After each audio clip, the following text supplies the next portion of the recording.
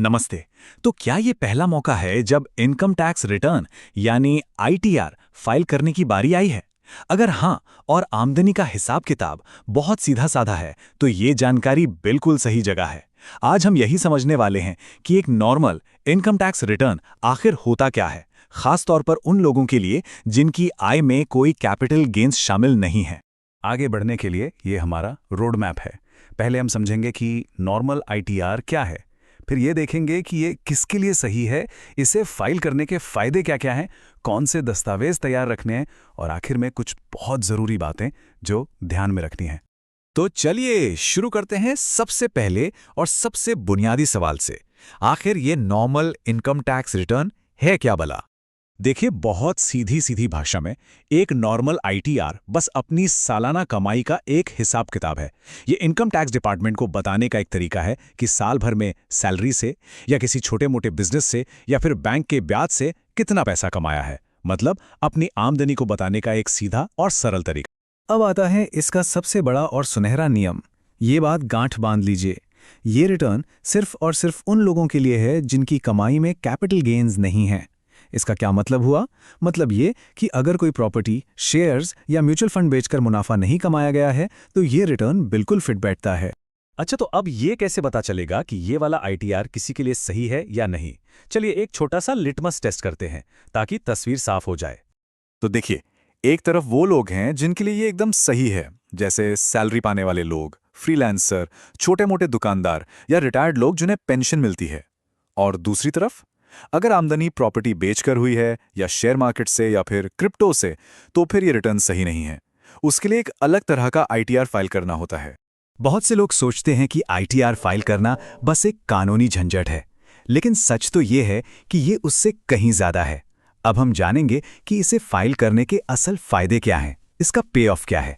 तो सवाल ये उठता है कि सिर्फ कानून का पालन करने के अलावा आईटीआर फाइल करने से असल में किसी को क्या हासिल होता है। चलिए इसी पर एक नजर डालते हैं। सबसे पहली बात, इससे एक मजबूत फाइनेंशियल रिकॉर्ड बनता है। सोच कर देखिए, अगर किसी को लोन लेना हो या वीजा के लिए अप्लाई करना हो तो आईटीआर एक पक्के इनकम प्रूफ की तरह काम करता है। यही नहीं, अगर किसी का टैक्स जरूरत से ज्यादा कट गया है तो रिफंड क्लेम करने का यही एक तरीका है। और हाँ, सबसे बड़ी राहत, समय पर फाइलिंग करने से इनकम टैक्स डिपार्टमेंट के नोटिस और जुर्माने से भी बचा जा सकता है। तो आप जब फायदे पता चल गए हैं तो सवाल है कि तैयारी कैसे करें। चलिए अब बात करते हैं उन दस्तावेजों की जो आईटीआर फाइल करने से पहले बिल्कुल तैयार होने चाहिए। शुरुआत करते हैं एकदम बेसिक चीज़ों से। पैन कार्ड और आधार कार्ड तो चाहिए ही, साथ में अपना बैंक अकाउंट नंबर और आईएफएससी कोड भी हाथ में रखें ताकि अगर कोई रिफंड बनता है तो वो सीधे खाते में आ सके। और हाँ, ये भी पक्का कर लें कि मोबाइल नंबर और ईमेल एड्रेस अपडेटेड है, क्योंकि सारा कम्युनिकेशन वहीं पर होता है। अब आते हैं इनकम के सबूत पर। जो लोग सैलरी पर हैं उनके लिए फॉर्म 16 सबसे जरूरी है। छोटे व्यापारियों को अपनी कमाई का एक छोटा सा हिसाब तैयार रखना होगा। पेंशन पाने वालों के लिए उनका पेंशन सर्टिफिकेट काम आएगा और बैंक से मिले ब्याज के लिए बैंक स्टेटमेंट या इंटरेस्ट सर्टिफिकेट काफी है। आखिर में बात करते हैं टैक्स और बचत की। फॉर्म 26 एएस से पता चलता है कि साल भर में कितना टैक्स पहले ही कट चुका है। और अगर टैक्स बचाने के लिए कोई निवेश किया है, जैसे लाइफ इंश्योरेंस या हेल्थ इंश्योरेंस, यानी कि एटीसी या एटीडी वाली स्कीम्स, तो उनके प्रूफ भी अपने पास तैयार रखने हैं। चलिए अब हम इस पूरी चर्चा के आखिरी और शायद सबसे जरूरी पड़ाव पर हैं। ये वो बातें हैं जिन्हें रिटर्न सबमिट करने से पहले भूलना मतलब महंगा पड़ सकता है। ये 3 बातें बिल्कुल याद रखनी हैं। पहली, जो भी आखिरी तारीख है उससे पहले ही फाइल कर दें ताकि लेट फीस ना लगे।